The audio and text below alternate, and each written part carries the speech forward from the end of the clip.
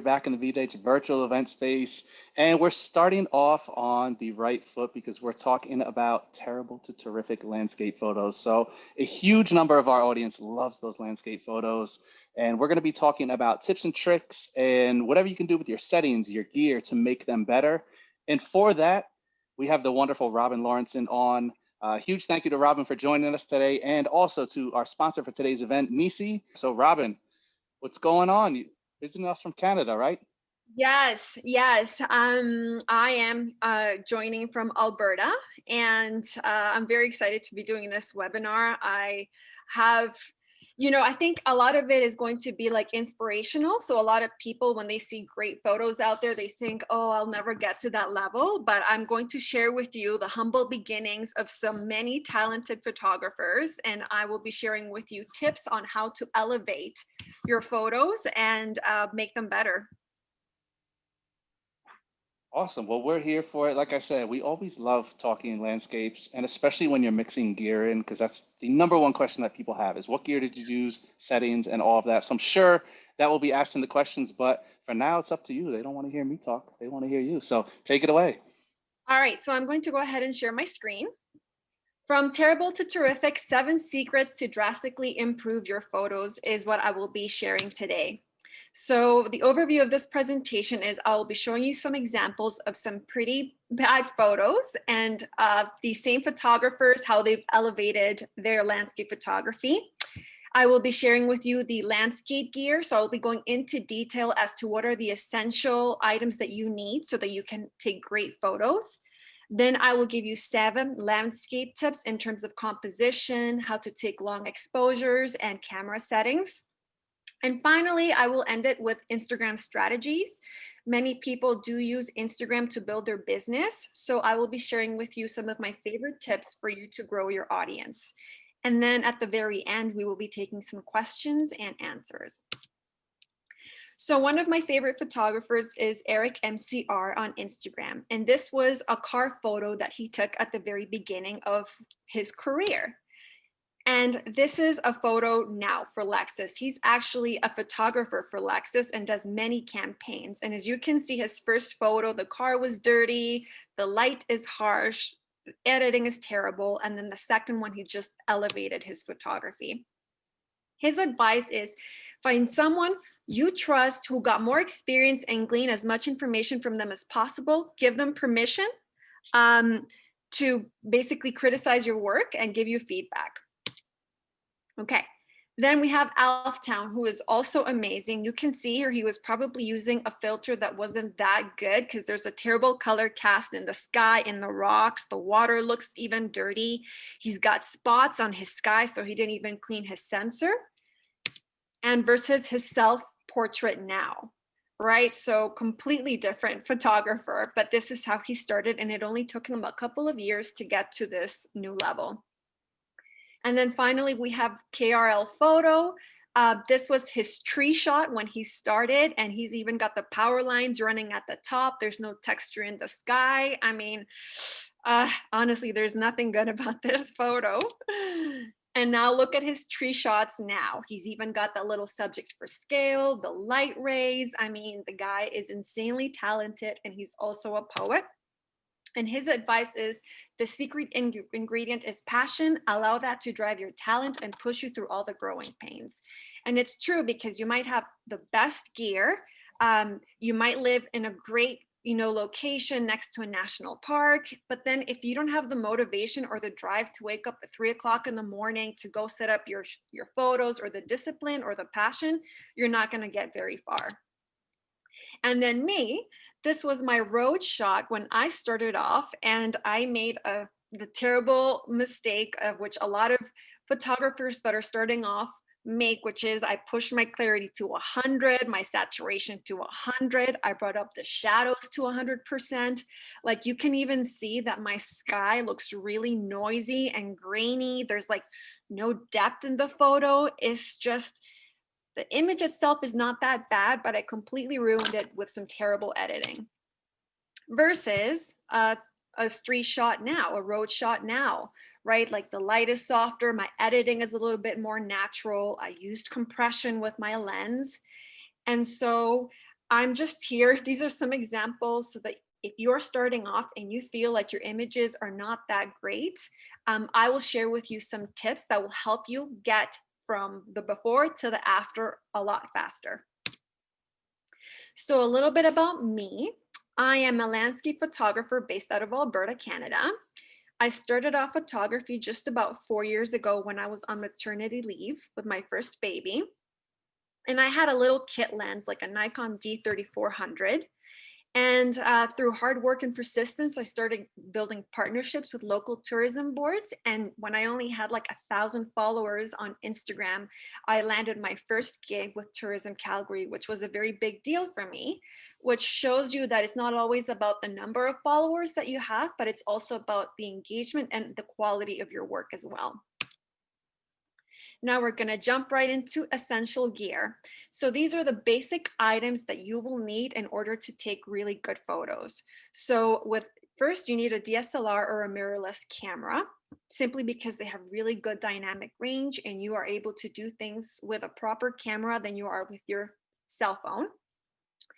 A wide angle lens, and I will get a little bit more into wide angle lens coming up, but they help you take unique perspectives of landscape photos that you would not be able to get just with a standard lens. You will need a shutter remote release. And you need this if you are doing long exposures that are over 30 seconds long. So if you have beautiful skies and you want to do like a 1 minute, 2 minute long exposure, most cameras will only allow you to do 30-second exposures in your camera. So you will need a shutter remote release so that you can do exposures longer than 30 seconds. You will need a tripod for those long exposures, a circular polarizer, and you'll also need, if you have to choose which ND filters you need to have in your arsenal, the very basic, I would say a 6-stop ND filter and a 10-stop ND filter. So the optimal camera settings. So for me, the aperture sweet spot is between f9 and f11. And the reason is because you obtain ideal sharpness in your camera. If you push it to like f20, you might pick up on those like spots on your sensor, and you might start finding little spots on your images that you're going to have to Photoshop after. So you don't need to push it that high. So between f9 and f11 is really good. ISO 100 for noise reduction. And if your shutter speed is slower than 1/20th of a second, then I would put it on a tripod, because otherwise you might have blurry images. I'm guilty of always shooting handheld, particularly in the winter when it's minus 20 degrees here in Canada. I just simply don't have the motivation to sometimes put my camera on a tripod because it's extra seconds I'm out in the cold. But if you don't have a steady hand, I would say don't risk it. And 1/20th of a second, put it on a tripod. Okay, so going back to having your aperture between f9 and f11, here's an example.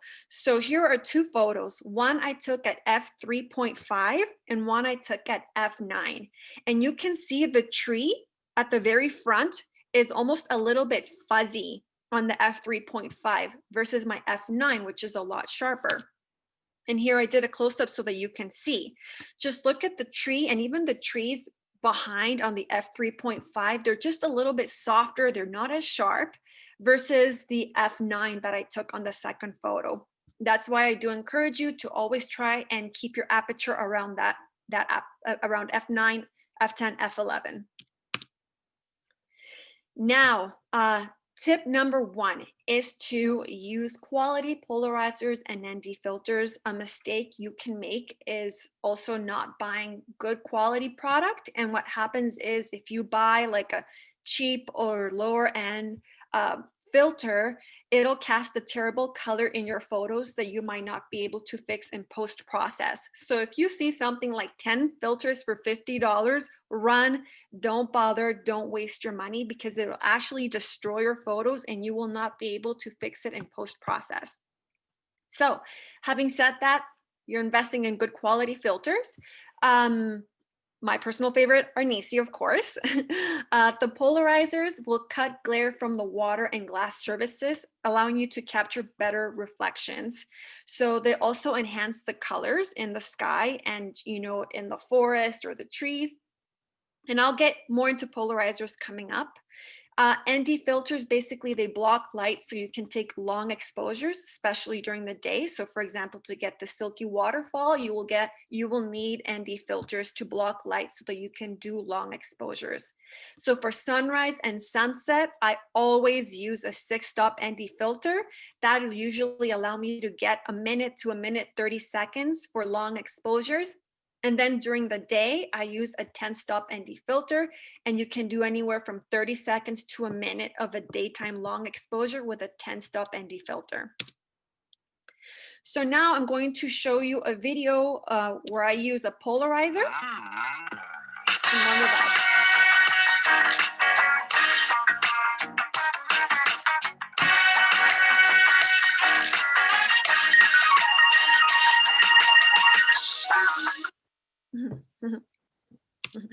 I hope you like my music. Anyways, that just shows you the difference between using a polarizer and not using a polarizer. So now there's two different types of filter systems of polarizers and ND filter systems that you can use, the square versus the circular. And you might be wondering which one is best for you. So the square filter system, here I have a photo of it. You can see the pros is that you can stack the ND filters. So let's say you have a 3-stop ND filter, a 10-stop ND filter. Let's say you want to stack them because you want to take an extra long exposure. Let's say you want to do something like that's like 2 or 3 minutes. When would you want to do that? If there's like great clouds, but there's hardly any wind. So then the clouds are trailing so slowly that you think you just benefit from like a 2 or 3 minute long exposure. So then you might want to stack your ND filters. So this allows you to stack them.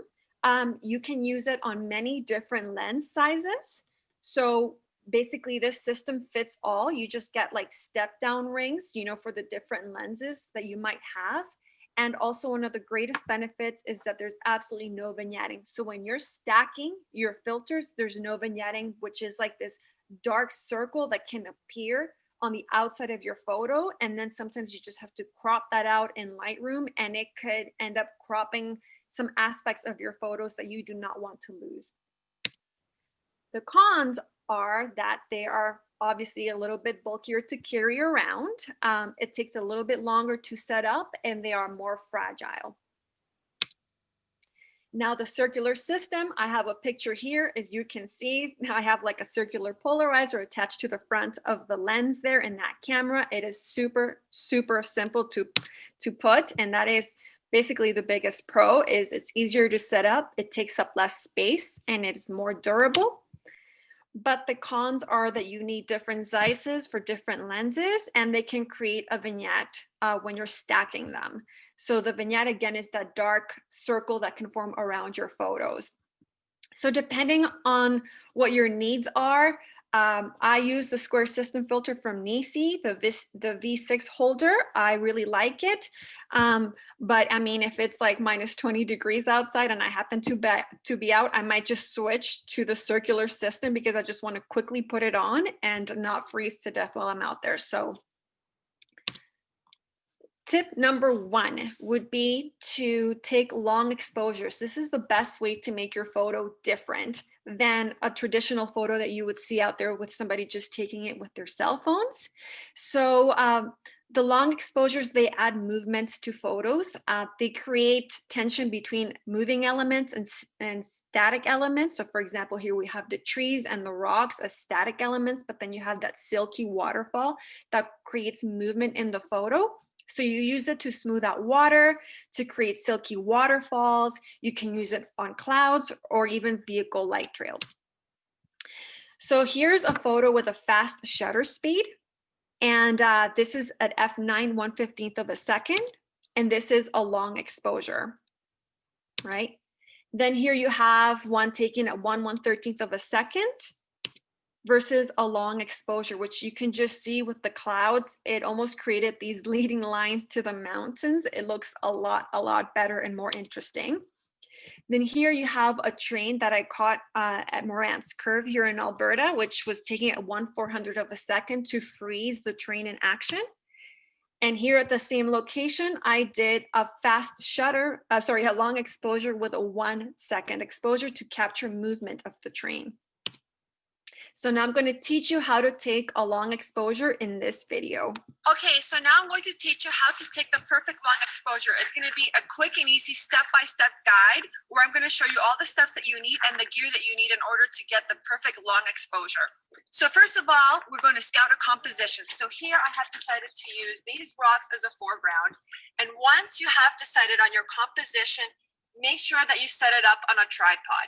Once your composition has been set up on a tripod, lock your focus points into manual. So here on your lens, go into manual focus. That is a second step that you absolutely cannot miss, because what happens is if you apply your filter, which is really dark. So for example, this is a 10-stop ND filter. And as you can see, this is like blindfolding your camera. So if you don't lock your focus in manual, and I am insisting on this because I have missed this step many times, when you apply this filter, your camera is not going to know where to focus. And here you're going to be sitting, taking a 1 to 2 minute long exposure only to realize that nothing in your photo is sharp. So once you have locked your focus in manual, the next thing you're going to do is attach your ND filter. Now, if your exposure is less than 30 seconds, then you can just use the 30 seconds on your camera. But if your exposure is going to be longer than 30 seconds, then you will need a shutter remote release. You can either get a wireless one, or you can get one that attaches to your camera. And what this will do is allow you to hold your exposure for longer than 30 seconds. And you simply do that by going to your manual settings, going to your shutter speed, scrolling and selecting bulb. And from there on, you can just hold the exposure as long as you want. Next thing I recommend is if you're not using a shutter remote release, then have a 2-second timer on your camera if your exposure is less than 30 seconds, so that when you push down on that shutter, there is absolutely no camera shake. So when you do if you do a 2-second timer release, just push the button. The camera in 2 seconds, once you've stepped away from it, will take the photo for you and there will be no camera shake. And now the final step will be to calculate how long should your exposure be. So instead of sitting here taking multiple test shots because you're overexposing or underexposing, there's a great app, a free app that'll help you calculate how long your long exposure should be. So the one that I use is a free app from Nisi. So we're going to do that now. So here I have the app. So the normal shutter speed prior to me applying the 10-stop ND filter was 1/50th of a second. So here I am going to go. There you go. 1/50th of a second. I applied a 10-stop ND filter. And you see right there, it is telling me that my exposure should be 20 seconds long. So I don't really need a shutter remote release in this case, only if my exposure was going to be over 30 seconds long. So let's take that test shot and see how it goes.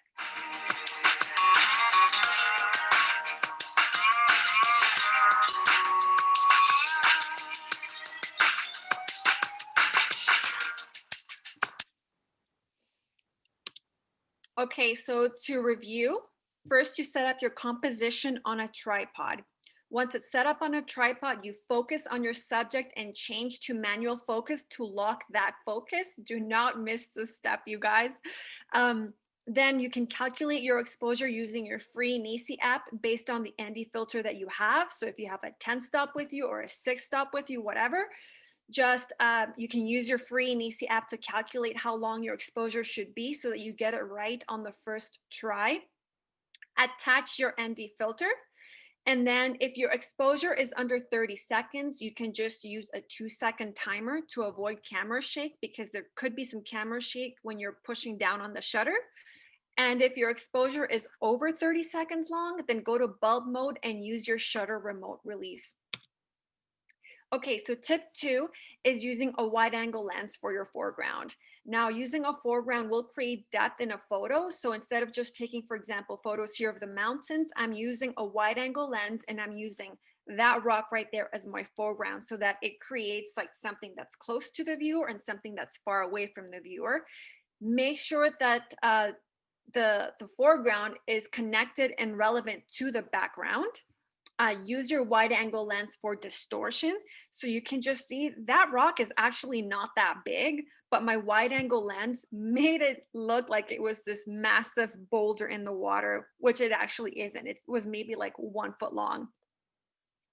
And then shoot at f9 and or focus stack, because that way you get everything a little bit sharper.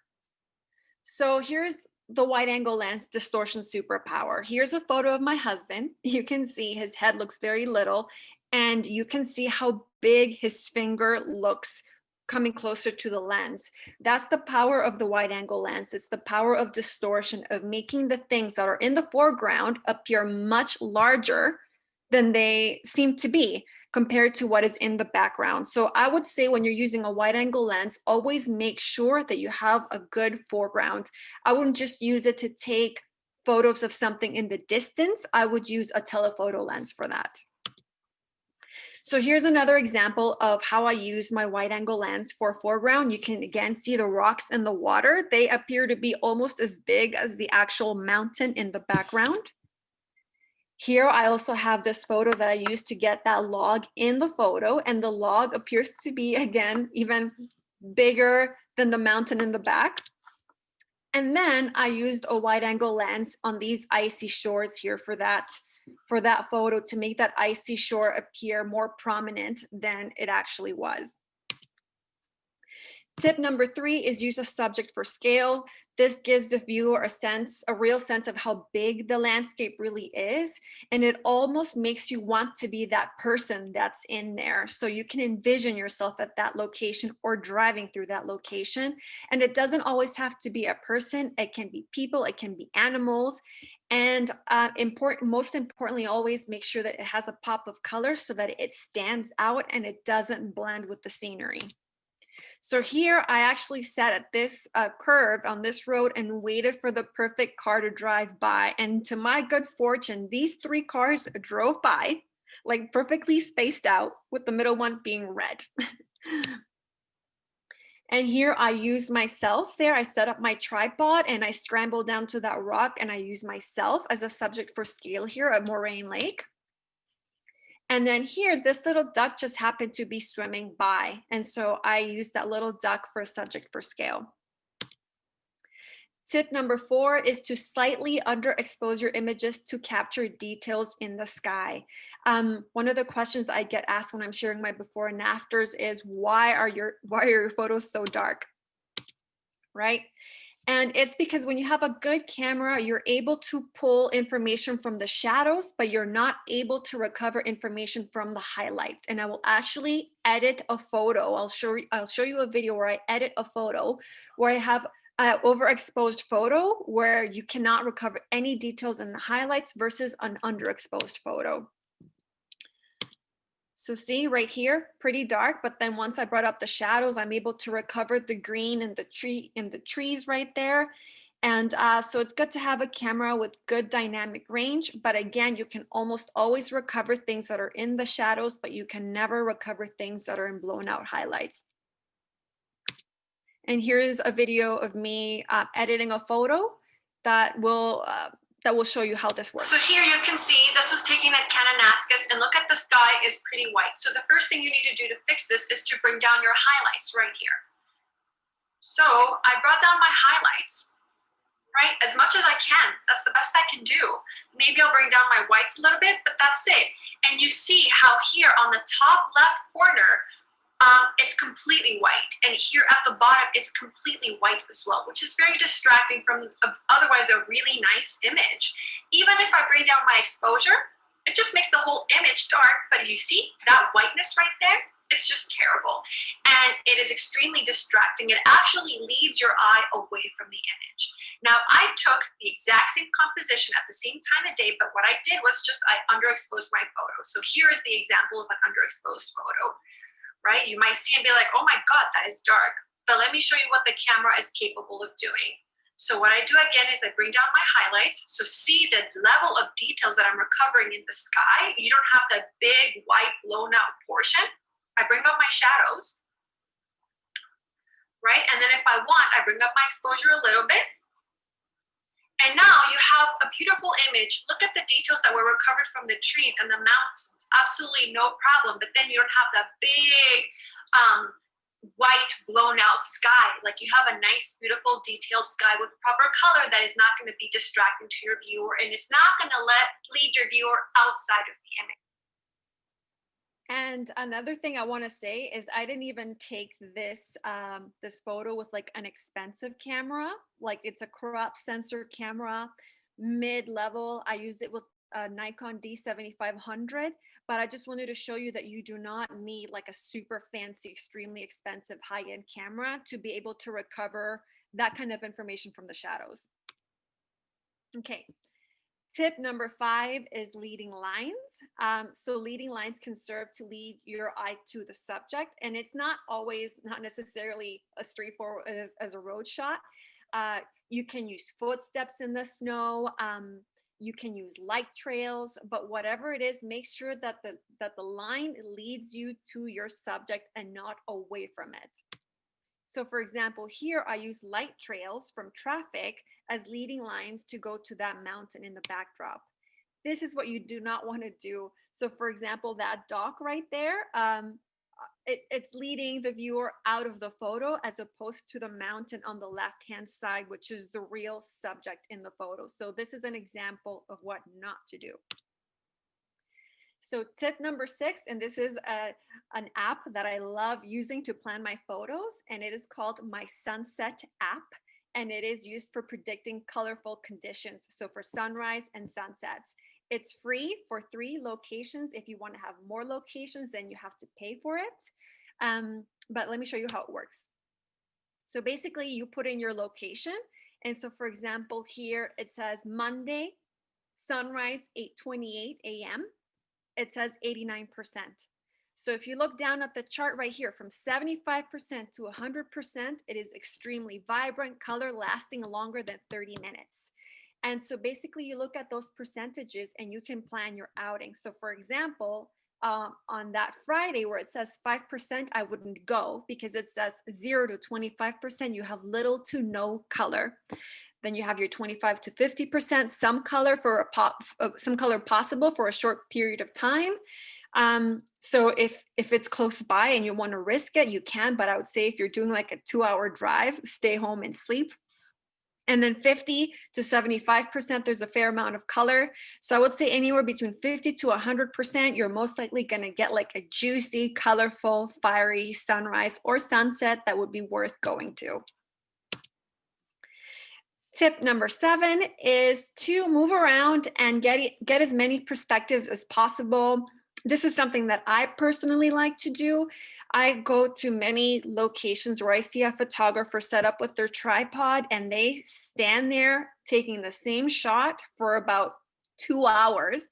And I move around a lot. I'm like, okay, now I'm going to do a long exposure. Now I'm going to walk around and find a foreground. Now I'm going to use some framing. Now I'm going to use a subject for scale. Like within that hour or 2, I will come out with like 10 different perspectives of the same location.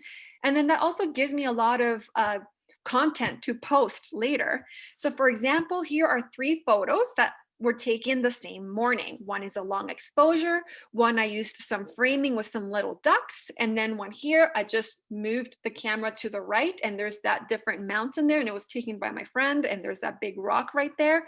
So 3 locations, the same morning, different perspectives.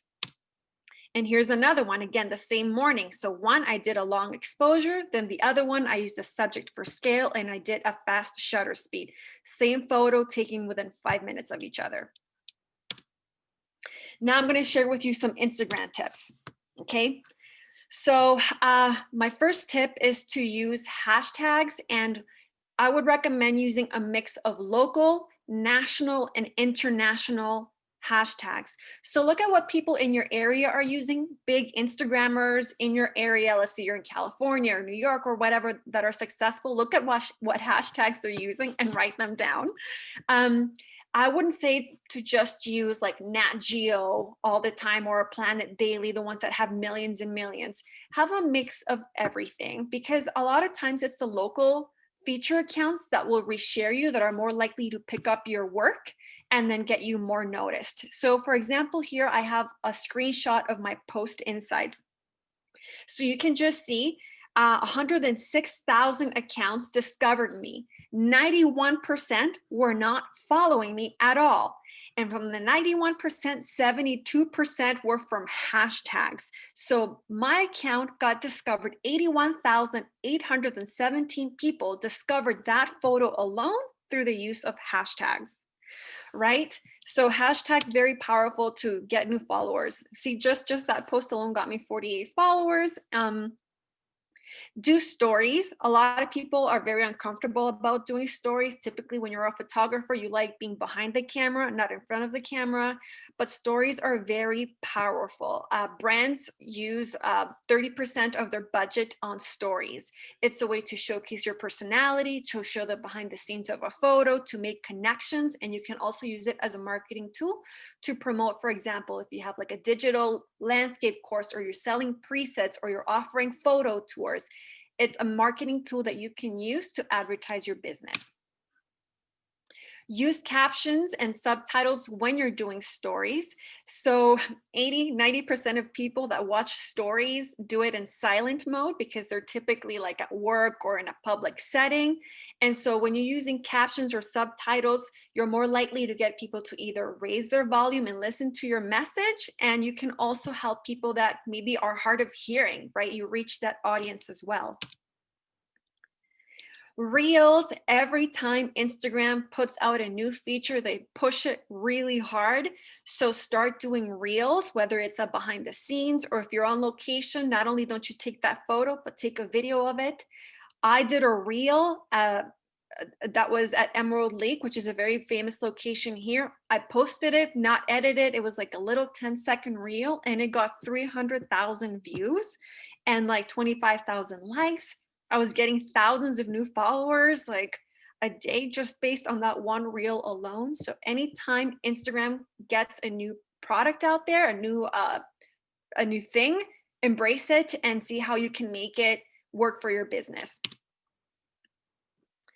Now, also another tip to growing your Instagram is I follow this lady, the Instagram expert, Sue Zimmerman. I think she's out of New York, and I love her. She posts almost every day Instagram tips that are features I didn't even know Instagram had to make your stories and everything just a lot better.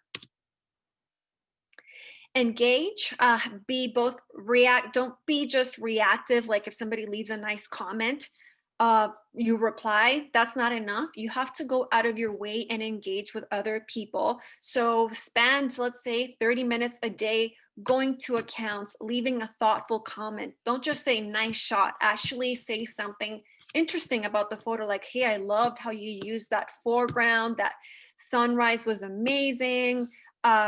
Leave them a thoughtful compliment. It's better to do 10 thoughtful comments than a whole bunch of 30 nice shot or a thumbs up.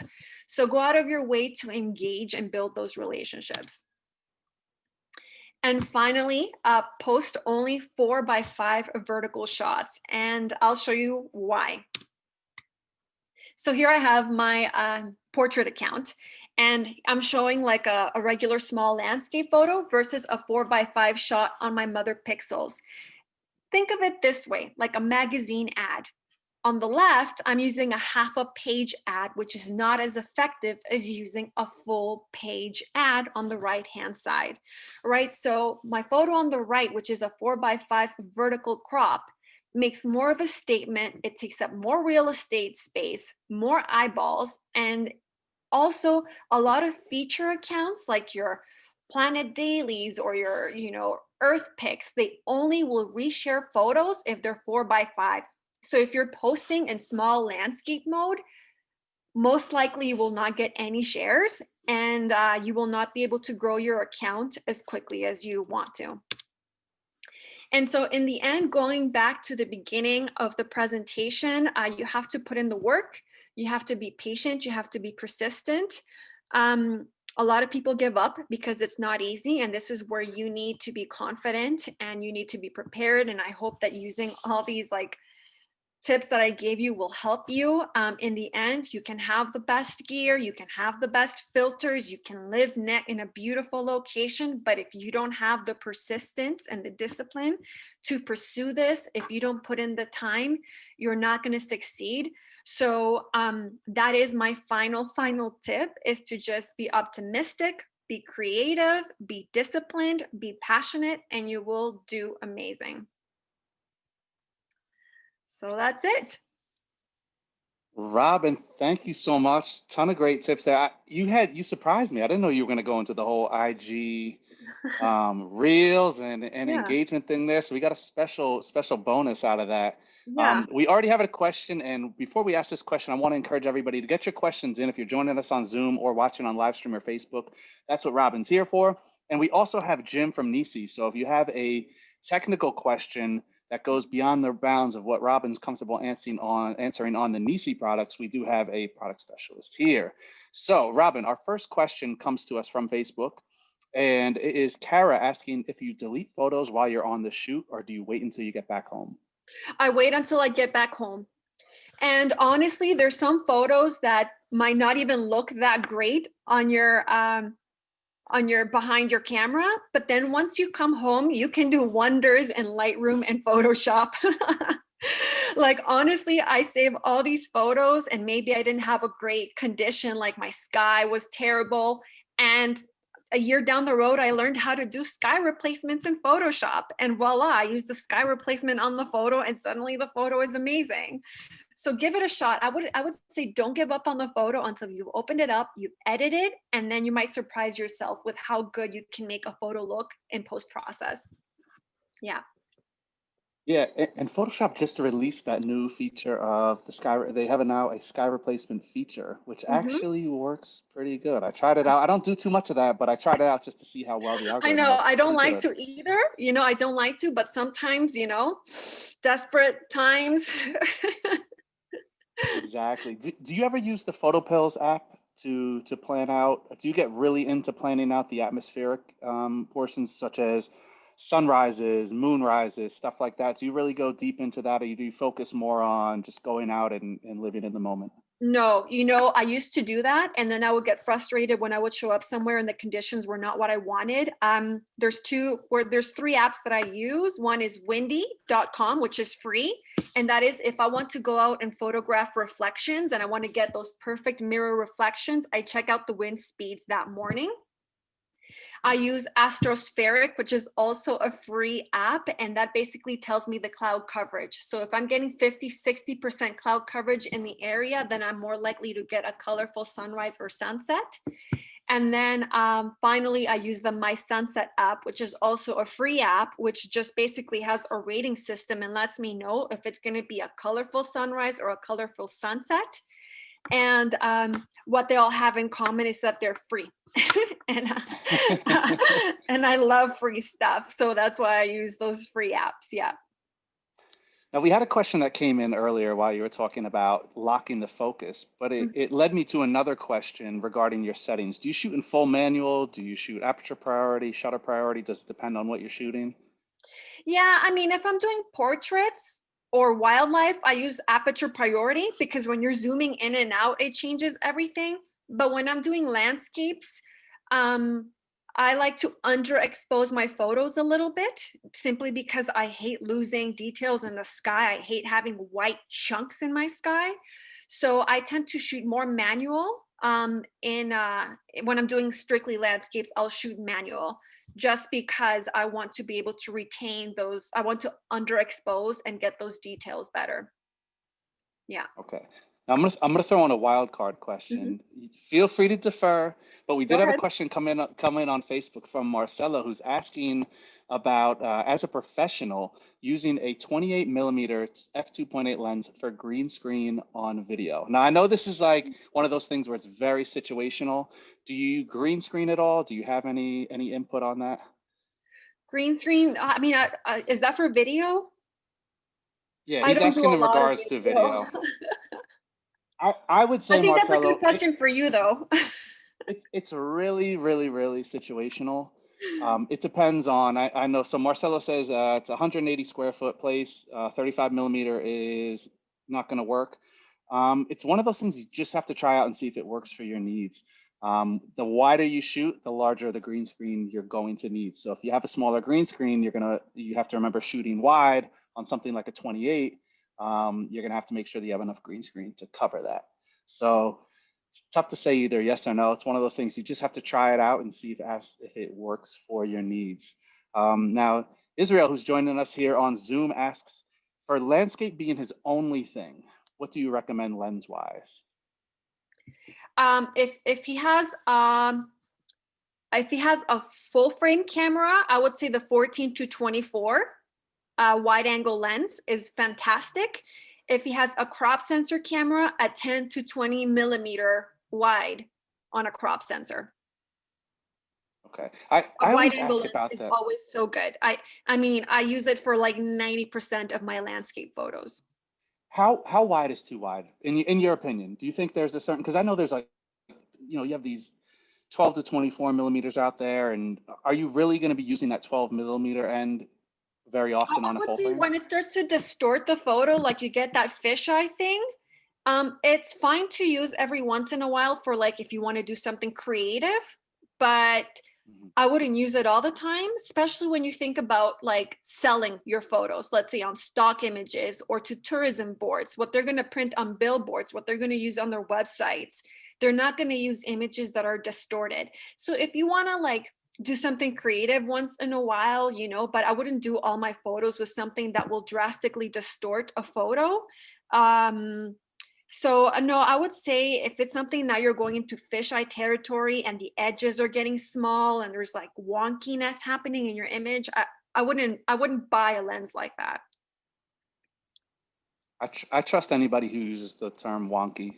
Yeah. I use it as well. So now we had a question come in for crop sensors. So Chandra, who's joining us on Facebook, shoots with a Nikon D7200. What do you recommend as far as a wide angle lens for the crop sensor body? Yes. Well, I have a similar camera, the Nikon D7500. Okay, I have two lenses that I use. These are my workhorses. So I would say you can either get the Nikkor 10-20 millimeter lens or the Sigma 10-20. And then I would also get the Tamron. It's 16-300. So it's a little bit wide angle lens, but it also has that telephoto. So for example, when I go on a hike, if I want to take a landscape photo, amazing. But then if I see a bear in the distance, I can also take a photo of the bear. So that Tamron is 16-300. It's a workhorse. I think it's 800 Canadian dollars. So it's probably like 500 American. And so those two lenses, I honestly don't need anything else. Now, in the shot you showed us earlier when you were showing the before and afters, or early in your career versus now, which I thought was so great to look at, because a lot of people are afraid, a lot of people are afraid to show their older work. No, a lot Oh of my God, professionals, so cringe. especially, it is. It's like, trust me, I would hesitate to put mine up on the screen, but it's so beautiful. I think when you can work in that compression, that same shot, if you shot that wide, you just don't get the same feel when you're adding various layers, especially with the road, the trees, the layering of the mountains. How often do you take photos like that where you're working compression into your landscape photos? Do you carry a separate lens that you just used for shots Yeah. like that? So that would be my 16-300. So for example, when I'm doing my road shots, I do compression because I like to bring that mountain in closer and tighter. And sometimes when I'm using subjects for scale. So if I'm standing at the top of, like I went on a hike and I'm at the top of a mountain, I will either have somebody take a photo of me, or I'll take a photo of a friend. I'll have them go stand at a hill and then I'll compress the mountain range, so that the mountains come closer and it seems bigger. So I use it in that situation. Okay. I was gonna say I really love the look of that, but I know it's not something that you're gonna use every time, because you always hear landscapes shoot wide, and that's kind Yeah. of like the advice that goes along with it. Yeah, but then you kind of limit yourself, right, to one style. I think the more tools you have in your arsenal, the better you're going to be, you know, the more photo opportunities you're going to be able to take advantage of. Definitely. Now, Jim, I don't know if you want to chime in on this one. You had mentioned it, Robin, as far as putting quality filters on quality glass. Everybody always says it, and you hear it, that you don't want to ruin good glass with crappy filter. Mhm. A lot of people still, they figure if they're just putting a UV on, a lot of people use a UV filter as just a protector. They're not really using it to filter anything. It's just like, hey, I'd rather crack a $6 filter than a $1,500 lens. Is that even something, even on a UV? I think we've all done it. I'm not going to say any names, but maybe somebody who is sitting here has done it before, putting a $10 UV filter on just as a protector. Does it really affect the image quality that you're getting?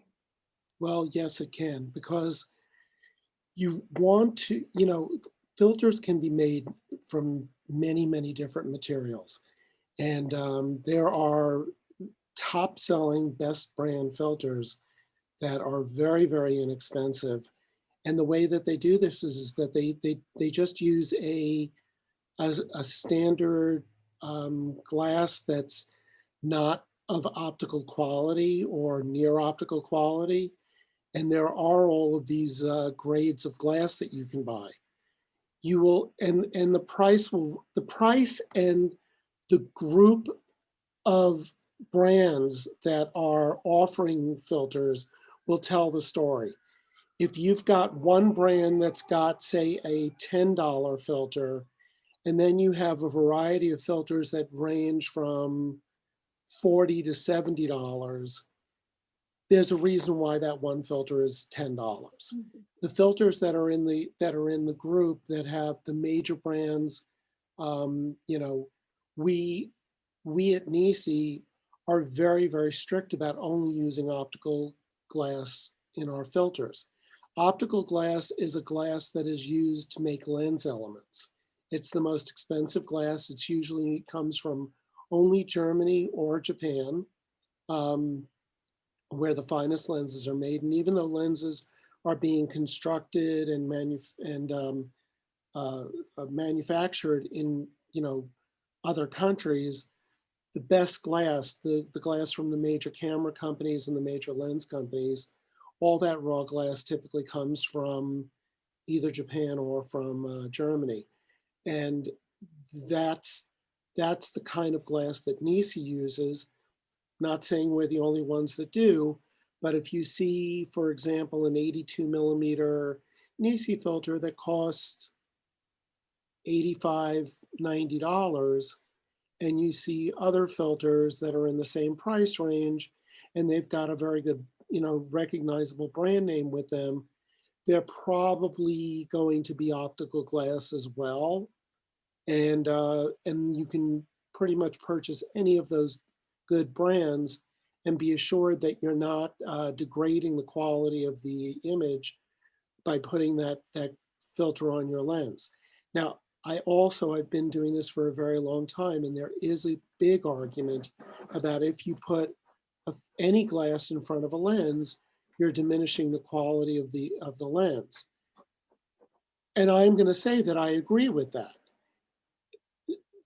If you have a great lens and there's nothing in front of it, you're going to get everything that lens can give you. But then you have to measure it against the chances that you're taking. If you're taking great pictures, Robin was, in waders and had her tripod in the water, and some 5-year-old can come screeching by her in front of her camera and splash water with all the sediment that's in that water up on the front element of her lens. Well, if it gets thrown up onto a filter, not a $6 filter, because what's it doing there? But if it's thrown up on an $80 filter rather than a $2,400 lens, well, first of all, the filter is going to be easier to clean because it's a flat surface and you don't have a curved element that's going into the interior of the lens. And you can certainly clean an $80 filter, but worse comes to worse. If it's ruined, it's $80. It's not $2,400. So clear we're actually going to be doing a push on our clear filters because we have so much competition that we didn't feel that concentrating on UVs was very, very important for Nisi. But we really do make great UV filters, including one line that's actually housed in titanium. The ring is titanium. So it's ultra lightweight and ultra strong. So if you drop the lens or bonk the lens against something, the titanium ring actually protects the lens, and it also protects a pretty expensive filter from getting broken. So we're going to really be working on promoting our UV filters in the coming year. We mostly concentrate on our neutral densities, but we're going to be really bringing up the UVs a lot. Wonderful. See, I knew I could count on you for a good, honest breakdown of what we're really looking at there. Yeah. It's one of those things. I think we spend all this money on body and lens, and I think when we portion out what we're going to spend on, that's all we consider. We don't consider it's always the little things like batteries, where you should buy 4 or 5 batteries, and you should get on brand batteries, even though there can be $80 to $100 average versus $10 to $20 per battery. It's kind of like the things that you want versus what you need, and you need these products. So you should kind of, I guess filters are the same thing, where you should add that to the cost of the lens. Well, you always roll back the investment. I mean, let's put it this way: when we'll hopefully be traveling normally soon, you go on a trip to, the Galapagos Islands that cost you tens of thousands of dollars, and you bring along a camera system where the camera and a couple of lenses cost you $6,000 or $7,000, and then you use inferior gear. You use gear because you go, it's really not that important. Well, it is that important. You've made a decision to buy a very good brand lens. Put a good filter on it. Put a good, put a lens hood on there. Put it into a good waterproof padded camera bag. Use a tripod that's going to hold that stuff steady. It's, if you're going to make the investment, you make the investment. If you're shooting with stuff that is more consumer based, you can get great photography with that, and then you can balance the investment. I'll give you an example. Robin was talking about our square filter system, and our most popular system is called the V6, and the V6 sells by far more than the 3 other filter holder systems that we have.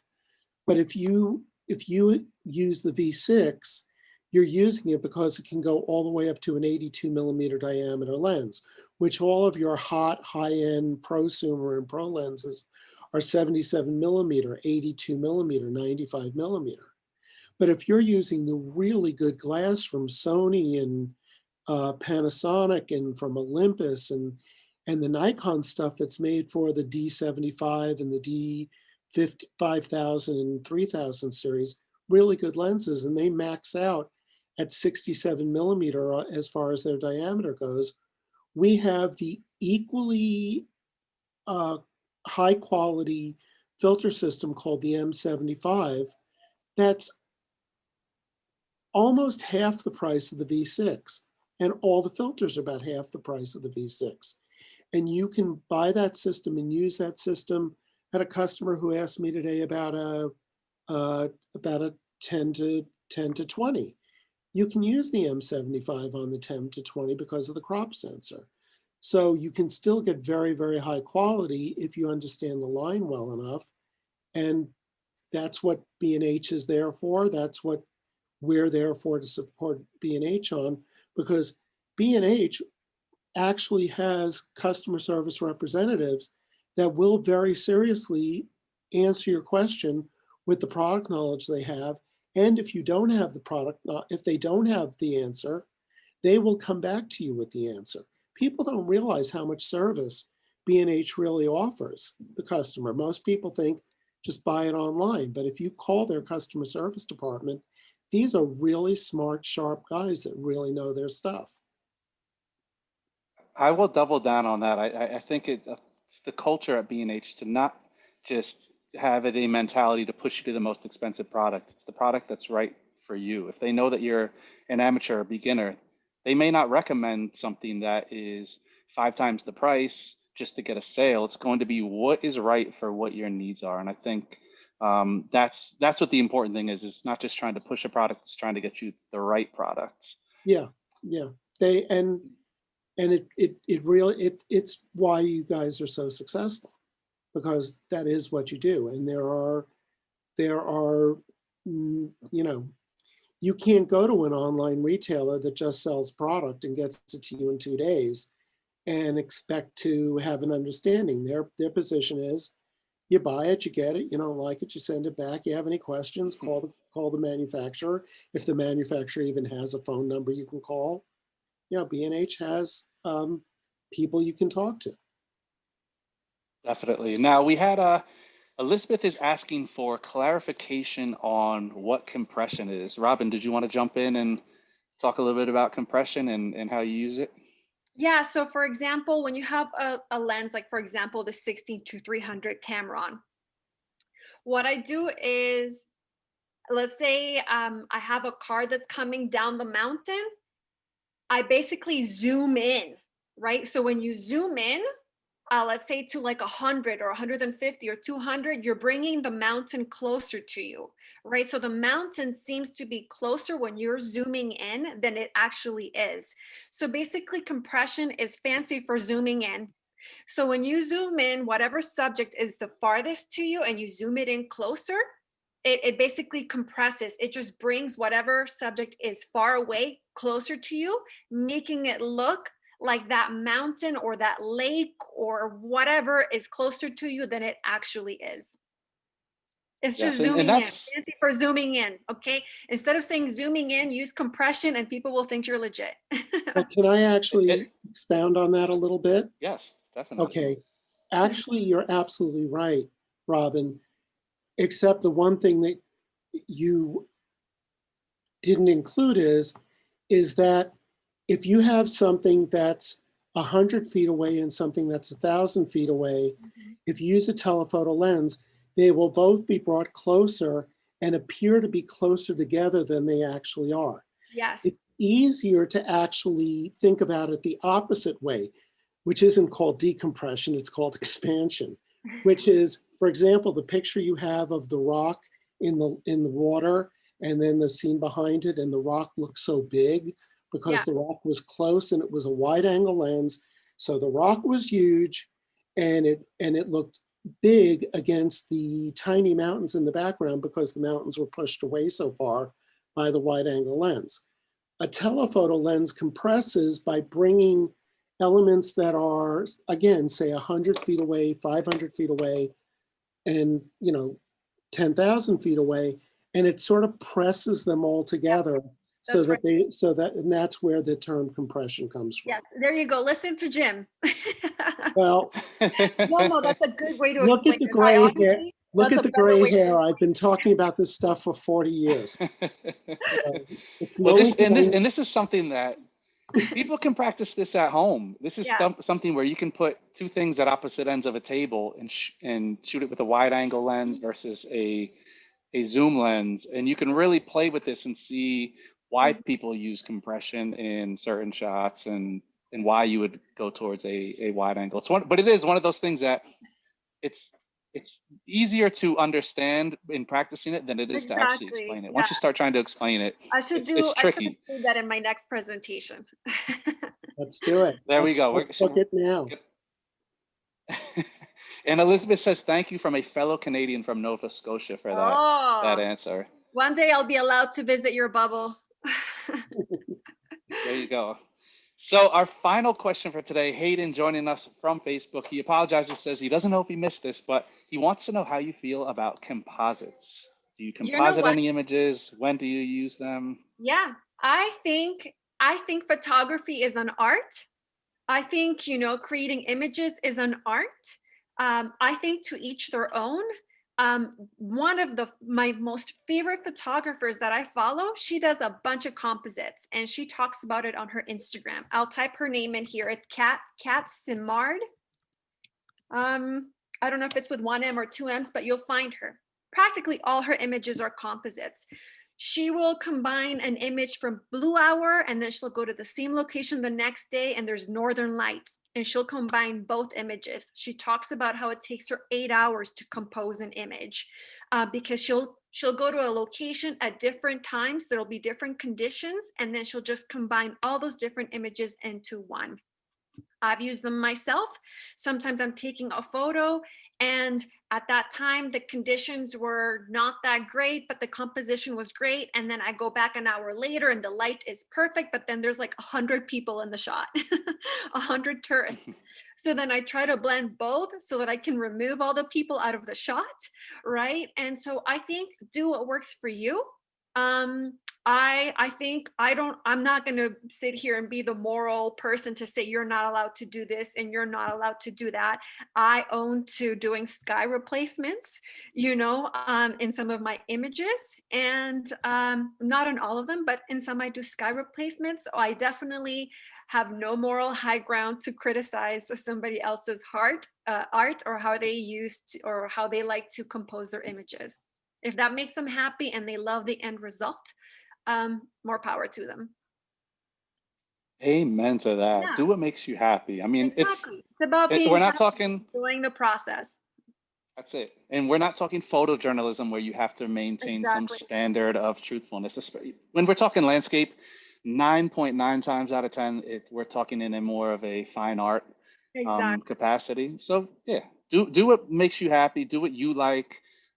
There's enough people out there taking photos for what other people want. Do it for yourself. If you like it, Exactly. if you want to Everybody process it has any an certain way, Everybody has an definitely. opinion on it. I know I'm a mom. I have 2 little boys. I have a full-time job. And so for me going to the mountains, it's like once or twice a month. I have friends that live in the mountains that have no kids, no responsibilities. They just roll out of bed and can go take a great photo, right? And so they don't need to do composites, it's right outside their door. Sometimes I go out, well, this didn't quite turn out. I might just add a little bit more texture in the sky by putting this cloud in there, and that's okay. They might not like it, but I'm doing me. And I think as long as you're doing you and you're honest about the process and you're happy with the end result, I think it's part of creating. Definitely. Robin, I won't fight you on that. I agree with you. It's an art, it's subjective. As long Yeah, as you like it, that's all that matters. Shoot for yourself. We need more of that out there. People who are just shooting to create and be inspired by what you want to do and look at your exactly. own work from the past, like Robin showed us earlier. That's the only thing you should Mhm. compare yourself to is your work from the past. That's So right. that being said, Robin, a huge thank you again. And another thank you to Jim and the Nisi team for sponsoring this event. If you go onto the B&H website and you just type in Nisi, it'll pull up a full line of products. So I encourage you to go on there, check out. They might have products that you aren't even aware exist. So look at the Mhm. full line of Nisi products there. And as Jim stated, B&H is a great resource. So we have people online, on the phone. If you're in the tri-state area, we are practicing all safety protocols, but the store is open. So definitely feel free to go and check the store out. But Robin, huge thank you for all your information today. Jim, always a pleasure to have you on, man. But that is Thank you. it. To all of our viewers, thank you for entering another year of education and entertainment with us here at the B&H Virtual Event Space. We'll catch y'all next time.